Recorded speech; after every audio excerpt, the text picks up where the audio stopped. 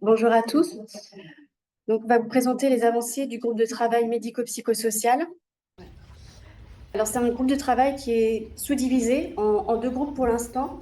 Donc on a une belle équipe de psychologues et également d'assistantes sociales qui travaillent en parallèle sur des projets différents qu'on vous présentera. Et donc, oui, j'ai oublié de le dire, donc ce groupe de travail est sous la responsabilité du docteur Kouroun. Alors, le groupe de travail des psychologues est parti du constat que les professionnels qui ne connaissent pas la pathologie peuvent être effrayés lorsqu'ils doivent prendre en charge des patients. Donc, pour répondre à ce besoin, le groupe a œuvré pour élaborer des documents sur la prise en charge psychologique pour les professionnels qui ne connaissent pas la maladie. Et donc, l'idée, c'était de répondre aux besoins par corps de métier, donc les professionnels de santé, l'éducation nationale, etc. Le deuxième objectif, c'est de recenser et de mettre à jour les informations sur l'accompagnement psychologique qui est sur le site de la filière. Alors, la première réalisation donc, du groupe de travail des psychologues est l'élaboration de ce dépliant que vous pourrez commander en contactant l'adresse générique de la filière. Donc, c'est un document qui est à destination des professionnels de santé qui ne connaissent pas ou peu la drépanocytose et qui sont amenés à prendre en charge ces patients. Donc, il se compose en deux parties. La première donne des explications sur les aspects somatiques de la drépanocytose et la deuxième sur les retentissements psychologiques. Donc, la partie somatique reprend les principales informations qui sont indispensables pour bien comprendre la drépanocytose. Donc, c'est une mutation constitutionnelle qui génère une hémoglobine anormale. C'est la maladie génétique la plus fréquente au monde. Il y a un rappel donc, sur la physiopathologie. Donc, la polymérisation de l'hémoglobine S a des conséquences qui sont doubles, à la fois la perturbation du flux sanguin, donc lorsque la vaso-occlusion touche la vascularisation osseuse, elle est responsable de douleurs vraiment très fortes, mais ça touche également d'autres organes. Et la deuxième conséquence, c'est la fragilisation du globule rouge et donc une anémie. Donc, ça rappelle qu'il faut une surveillance régulière dès la petite enfance. Ça mentionne les différents facteurs connus qui peuvent déclencher les crises. Et également, il y a un point sur la prise en charge qui repose sur la prévention des infections, de l'anémie, le traitement en urgence des complications aiguës, le traitement de fond, la transfusion sanguine, l'échange transfusionnel, l'éducation thérapeutique du patient et de l'entourage, les thérapies non médicamenteuses de la douleur et de l'anxiété. Et ça rappelle également que la guérison est possible par la greffe de moelle osseuse, qui est limitée par la disponibilité d'un donneur compatible. Et on mentionne également la thérapie génique.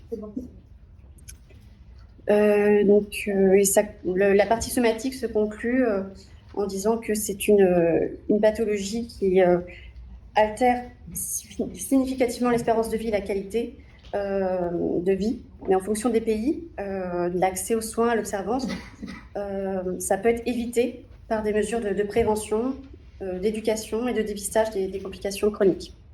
Je laisse Marie-Pierre présenter la partie sur les retentissements psychologiques. Alors déjà, c'était un travail intéressant parce qu'il a fallu qu'on réduise sur une...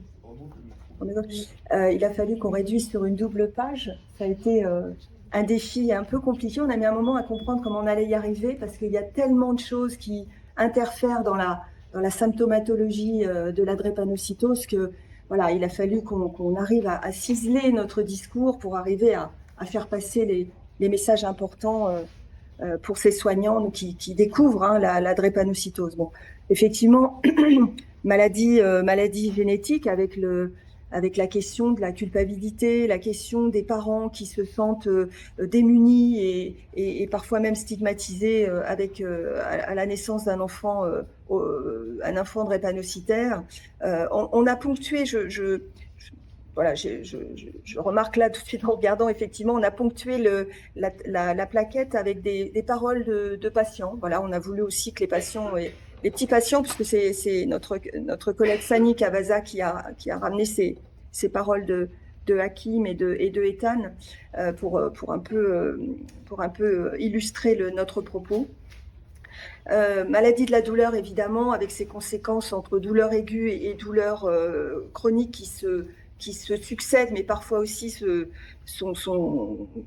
ensemble. Hein. Je veux dire, le malade a mal d'un ulcère et en même temps il fait une crise.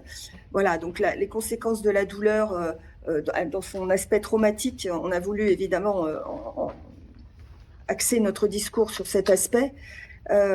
Cette évaluation de la douleur tellement complexe parce qu'elle fait intervenir le niveau d'anxiété, la mémoire des crises précédentes, la façon dont on a pu vivre cette crise qui a commencé au même endroit la dernière fois et qui s'est terminée en réa, voilà, et que l'évaluation de la douleur, c'est une évaluation subjective et en aucun cas objective.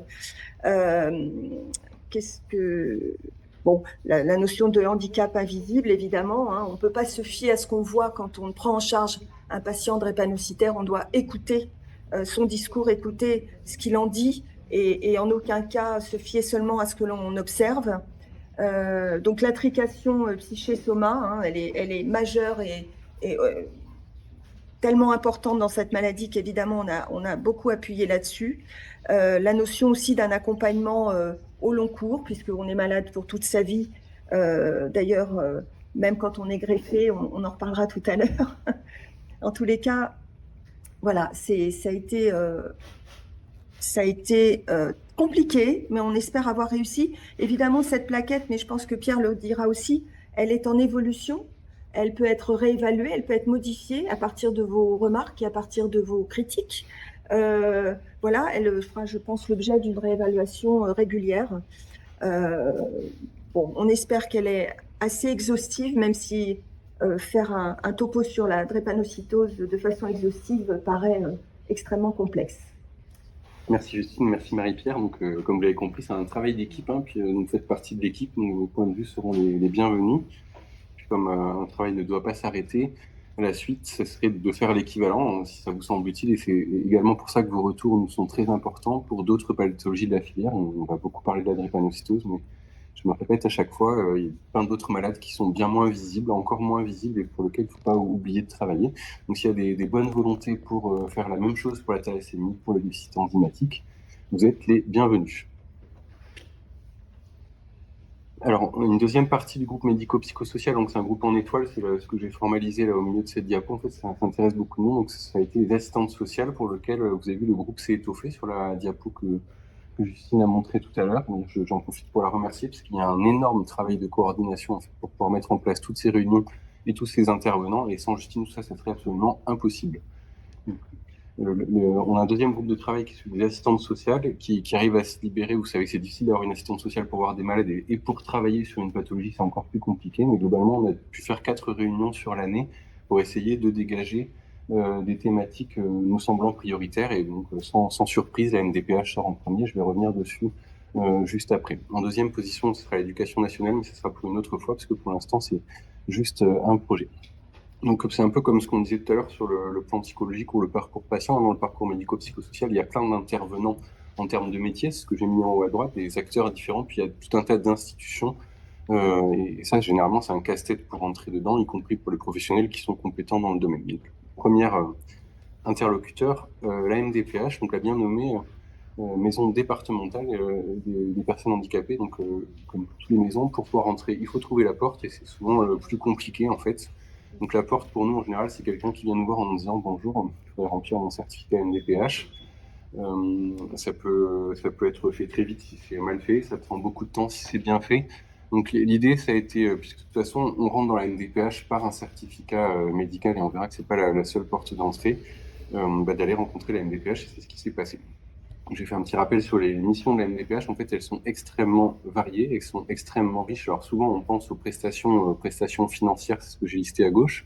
Il y a tout un tas d'aides humaines dans différents pans de la vie, notamment la scolarité et le professionnel, que la MDPH peut proposer. Et c'est là que c'est important de savoir ça. Alors pourquoi ?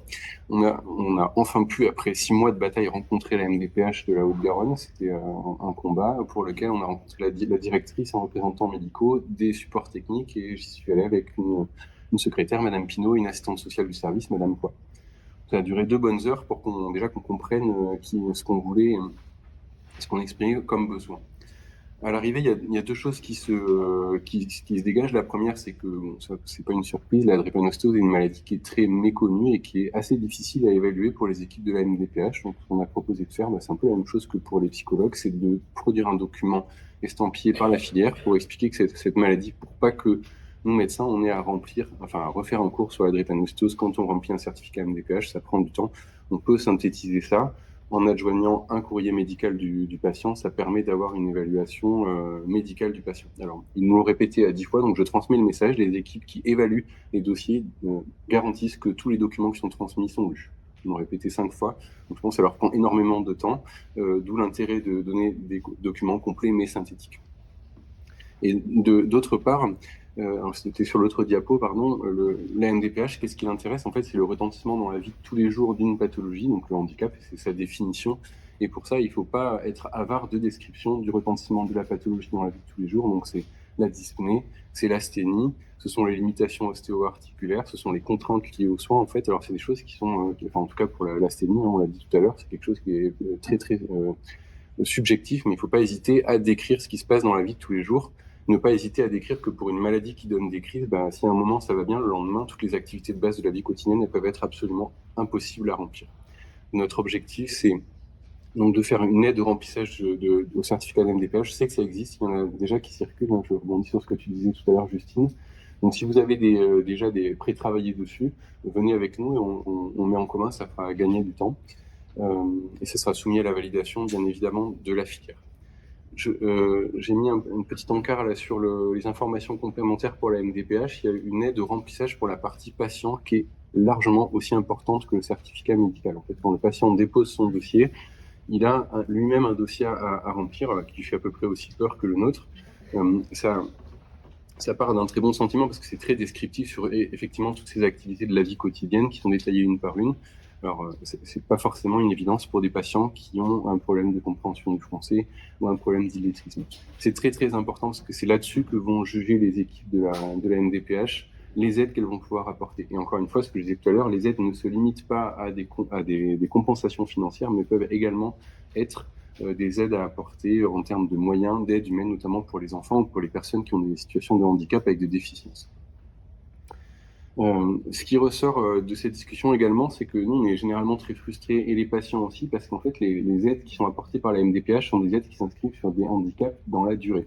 Et notamment, on a un problème pour les gens qui sortent d'hospitalisation et qui ne sont pas en état de forme suffisant pour reprendre une vie normale. Et ça, c'est vrai que la MDPH, à pouvoir en discuter avec eux, c'est pas eux qui vont répondre à cette question-là. En fait, il y a d'autres leviers qu'il faut qu'on explore, notamment avec avec la sécurité sociale qui propose des prestations ou des systèmes d'HAD, en fait, comme c'est déjà développé.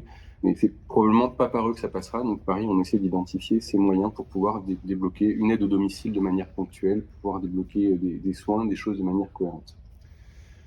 Quatrième chose j'enfonce une porte ouverte, la MDPH, c'est une maison départementale et donc son organisation est propre à chaque département et donc il n'y a pas de redondance entre les différents départements. C'est vrai que sur celle du 31, ils ont développé un mode de communication avec un téléphone et un mail dédié aux professionnels de santé, mais c'est pas forcément vrai dans toutes les MDPH.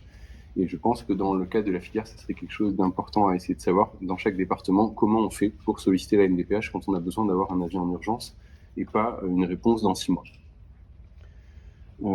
Et la cinquième étape sera, donc une fois qu'on aura fait ce travail, de le porter au niveau national, à savoir la CNSA, pour qu'il puisse y avoir une diffusion sur chacune des MDPH. Encore une fois, le principe de fonctionnement des MDPH étant ce qu'il est, c'est pas si évident que ça de diffuser de l'information. Alors,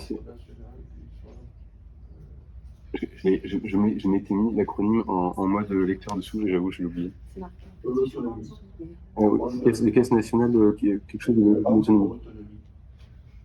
En fait, c'est une surstructure qui chapeaute, qui donne des directives dans lesquelles on a identifié un médecin référent pour les pathologies rares qu'on est en train de contacter, pour savoir si on peut avoir une accroche directe.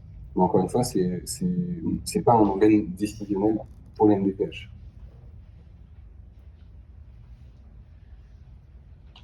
Alors, parmi les autres objectifs du groupe de travail, en règle générale, c'est d'associer des associations de patients. On a la joie d'accueillir dans le groupe Louis Sacco pour Sickle Link. qui a une expertise sur tous les domaines qu'on a évoqués avant, qui est absolument fantastique, quoi, vraiment. Donc ça, c'est un apport, et je pense que d'autres personnes sont les bienvenues, évidemment. Et le quatrième axe de travail, c'est la mise à jour des documents sur la filière, comme ça a été dit tout à l'heure par Justine. Il y a plein de documents. Ils sont parfois hétérogènes, parfois certains liens n'existent plus. Donc c'est vrai qu'il faut les reprendre un par un, en fait. Et certains ont commencé à s'y atteler. C'est un travail très long, très fastidieux, ça se voit pas. On essaie d'apurer en fait cette base de données qui doit rester une base de données très importante. Donc, pareil, appel à la bonne volonté des gens. Si vous trouver des liens qui sont inexistants, qui sont inadaptés, merci de nous les signaler. Et à l'inverse, si vous avez, vous, des sources Internet qui sont d'intérêt, n'hésitez pas à le signaler pour qu'on les rajoute sur le site. Et voilà, j'ai fini pour le groupe de travail. Merci.